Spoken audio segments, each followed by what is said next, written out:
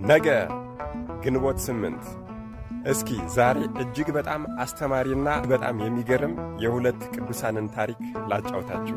በአስቄጥስ ገዳም የሚኖር አባ ዳንኤል የሚባል አንድ ታላቅ መነኮስ ነበረ።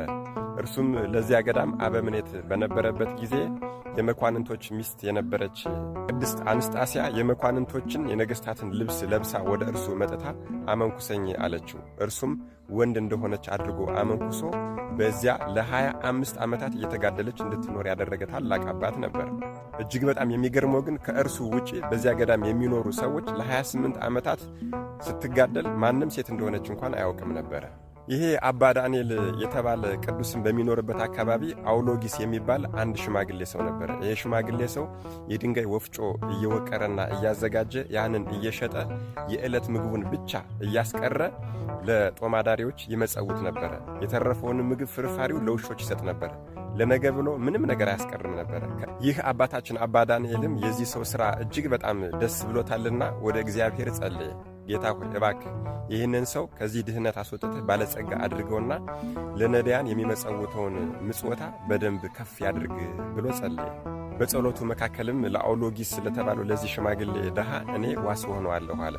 ከዕለታትም አንድ ቀን ይሄ አውሎጊስ የተባለ ሰው የሚወቅረውን ድንጋይ ሊፈነቅል በሄደበት ጊዜ ድንጋዩን ሲፈነቅል በሸክላ ዕቃ የተዳፈነ እጅግ በጣም ብዙ ወርቅን አገኘ። በዚህም ሰዓት ያንን ወርቅ ወደ ቁስጥንጥንያ ይዞ ሄዶ የቁስጥንጥንያ አገር የጦር መሪ ሆኖ ተሾመበት። ከዚያም በኋላ ለነዳያን መመጽወቱን እርግፍ አድርጎ ተወ። አባ ዳንኤልም ይህንን ባወቀና በአየ ጊዜ እጅጉን አዘነ። ይህንን ሰው ባለጸጋ አድርገው ብሎ ወደ እግዚአብሔር በመለመኑም ተጸጸተ። ከዚህም በኋላ አባታችን አባ ዳንኤል በሌሊት ተኝቶ ሳለ ታላቅ ራእይን አየ። ራእዩም የክብር ባለቤት ኢየሱስ ክርስቶስ ለፍርድ እንደመጣና አባ ዳንኤልን ስቀሉት ብሎ እንዳዘዘ፣ ምክንያቱም የአውሎጊስን ነፍስ ከእርሱ እፈልጋታለሁና የአውሎጊስ ነፍስ አጥፍቶብኛልና አባ ዳንኤልን ስቀሉት ብሎ ሲያዝዝ ራእይ አየ። በዚህም አጋጣሚ እናታችን ቅድስት ድንግል ማርያም እባክህን ልጄቶ ብላ ለሱ ስትማልድ አይቶ እያለቀሰ ነቃ። በነቃም ጊዜ እጅጉን ደነገጠ። ወደ መድኃኔ ዓለም ወደ ኢየሱስ ክርስቶስም ወደ ቀደመ ድህነቱ እንዲመልሰው ለአውሎጊስ መጸለይና መማለል ጀመረ። አምላኩን መጠየቅ ጀመረ። ከዚህም በኋላ ከእግዚአብሔር የታዘዘ ታላቅ መልአክ መጣና በፍጥረቱ ላይ በሚያደርገው በእግዚአብሔር ፍርድ ጣልቃ በመግባቱ አባ ዳንኤልን ገሰጸው። አዎ እግዚአብሔር አንዱን ሀብታም፣ አንዱን ደሃ፣ አንዱን ሰነፍ፣ አንዱን ጎበዝ ሊያደርገው ይችላል። በዚህ ሥራውና በዚህ ፍርዱ ግን ገብቶ ማንም ሰው ቢሆን አስተያየት ሊሰጠው አይችልም። ከዚህም በኋላ እግዚአብሔር ጸሎቱን ሰምቶታልና በአውሎጊስ ዘመን የነበረው ንጉሥ ሞተና ሌላ ጨካኝ ንጉሥ ተተካ። በዚያም ሰዓት የተተካው ንጉሥ የአውሎጊስን ሀብት፣ ንብረት፣ ገንዘቡን፣ ቦታውን በሙሉ ወረሰው። እንዲያውም ሊገድለው በሚያሳድደው ሰዓት ይሄ አውሎጊስ የተባለው ሰውዬ ቀጥታ ወደ ቀድሞ ሀገሩ ተመለሰና እንደ ቀድሞ ድንጋይ እየወቀረ መስተዳደር ጀመረ። በዚህም ሰዓት አባታችን አባ ዳንኤል ወደ እርሱ መጣና በአንተ የተነሳ የስቅላት ፍርድ ተፈርዶብኝ የአንተን ነፍስም ከእኔ ተፈልጋ ነበረ ብሎ ያየውን ራእይ በሙሉ ነገረው። ይህ አባታችን አባ ዳንኤል የሠራው ሥራ እጅጉን በጣም ብዙ ነው።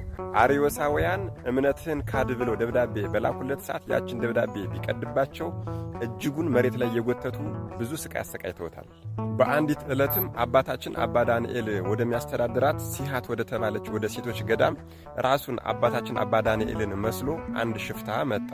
ደናግሉም አባታችን አባ ዳንኤል መስሏቸዋልና ያንን ሽፍታ እግሩን አጥበው የእግሩን እጣቢ ደግሞ በረከትን እናግኝ ብለው ግማሾቹ ሲጠጡ፣ ግማሾቹ ደግሞ በፊታቸው ላይ ረጩት።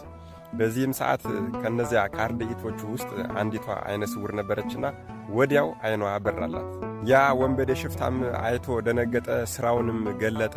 አባ ዳንኤል ሳይሆን ሽፍታ እንደሆነ ከተናገረና ከተናዘዘ በኋላ በዚያ ቦታ መንኩሶ ለብዙ ዘመናት በተጋድሎ ኖሯል።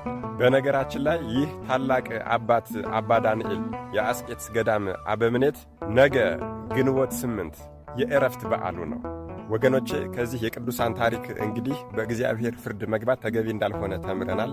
መድኃኔ ዓለም ኢየሱስ ክርስቶስ ከአባታችን ከአባ ዳንኤል ረድኤት፣ በረከት፣ ምልጃ፣ ፍቅር፣ ቃል ኪዳን አይለየን። አሜን። ይቆየን።